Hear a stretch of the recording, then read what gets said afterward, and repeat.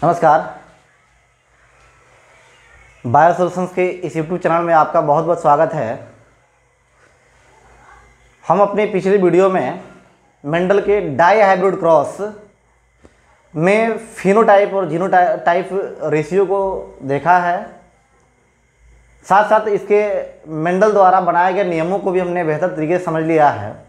आज हम मेंडलवाद से अलग मेंडल के अपवाद को समझेंगे, जिसे मेंडलवाद का विचलन कहा जाता है।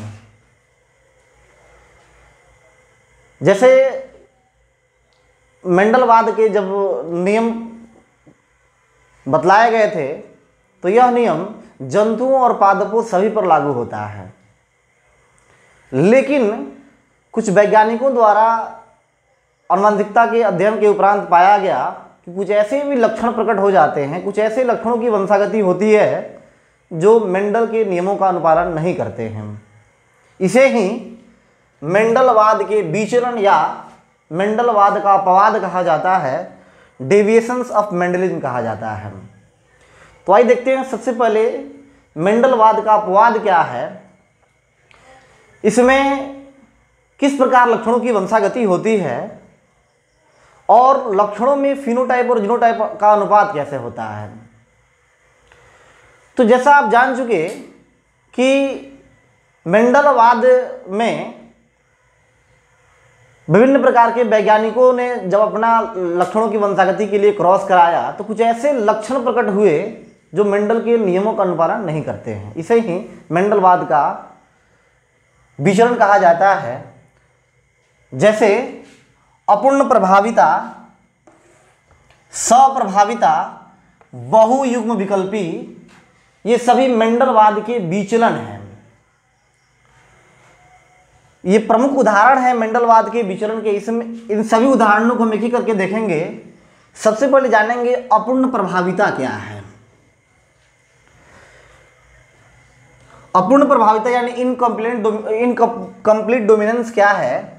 तो कह रहा है कि जब दो विपरीत लक्षणों, हमने मोनो में केवल एक जोड़ी लक्षणों को लेकर क्रॉस कराया था, वो भी विपरीत लक्षण थे।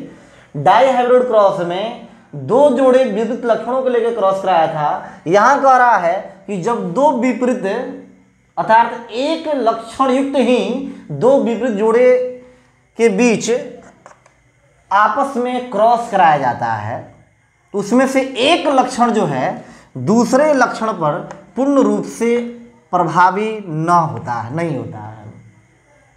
जैसे जब दो विपरीत लक्षणों के जोड़ों में से एक लक्षण दूसरे लक्षण पर पूर्ण रूप से प्रभावी न होता है और इसके परिणाम स्वरूप दोनों के मध्य यानी दोनों लक्षणों के बीच एक तीसरा नया लक्षण प्रकट हो जाता है, इसे ही अपूर्ण प्रभाविता या प्रबलता कहा जाता है। इस इनकम्प्लीट डोमिनेंस का अध्ययन सबसे पहले कॉरेंस नामक वैज्ञानिक ने किया था।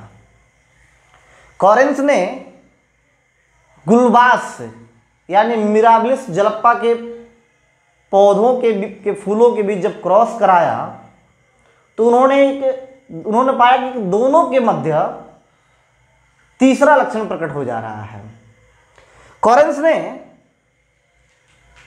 लाल फूल वाले गुलबास पौधे और सफेद फूल वाले गुलबास के पौधे के बीच जब क्रॉस कराया तो उन्होंने पाया कि F1 पीढ़ी में इन दोनों में से कोई भी लक्षण प्रकट नहीं होता है और तीसरा नया लक्षण प्रकट हुआ जो गुलाबी रंग को प्रदर्शित करता है। इसे ही अपूर्ण प्रभाविता कहते हैं। आइए इसको हम क्रॉस के माध्यम से समझ लेते हैं कि मिराबिलिस जलप्पा में इनकम्प्लीट डोमिनेंस कैसे पाया गया।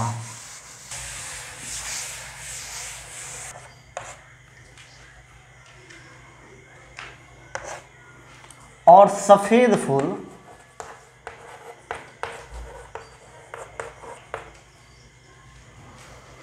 गुलबास के पौधों के बीच क्रॉस कराया, इसे जनक पीढ़ी कहते हैं।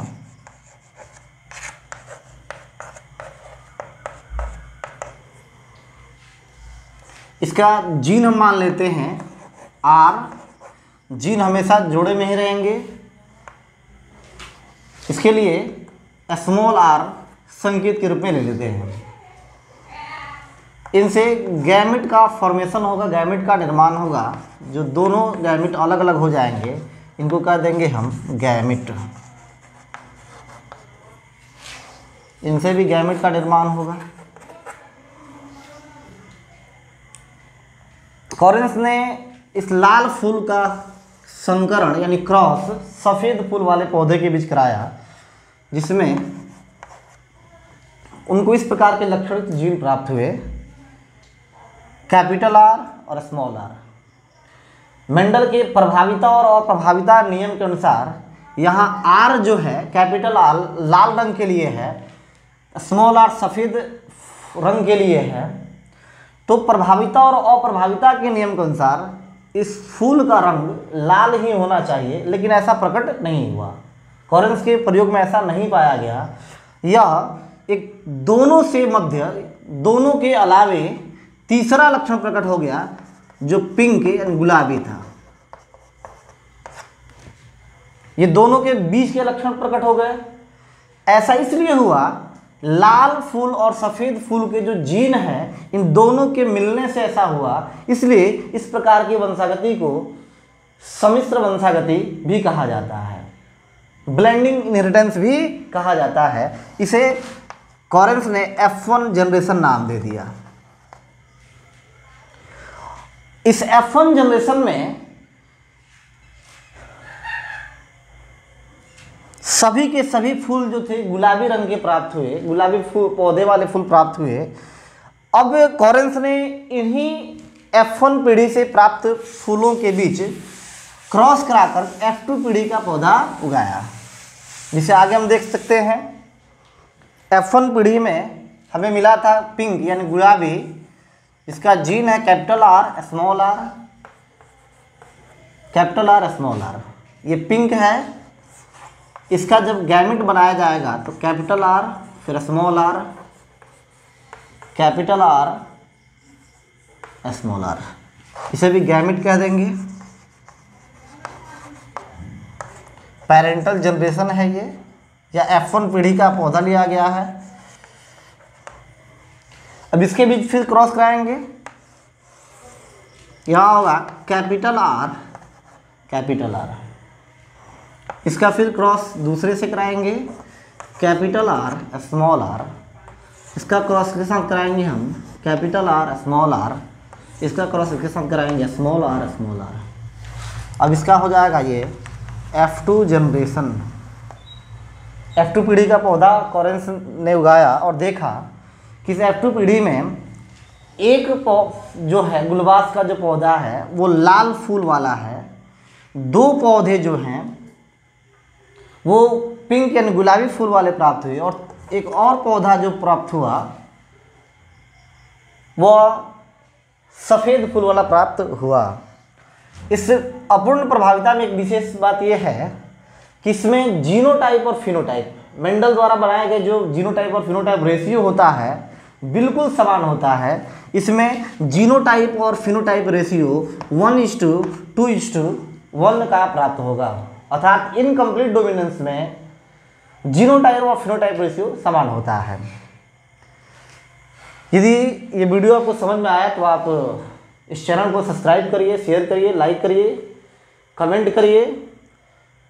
फिर मिलेंगे अगले वीडियो में सहप्रभाविता के साथ। धन्यवाद।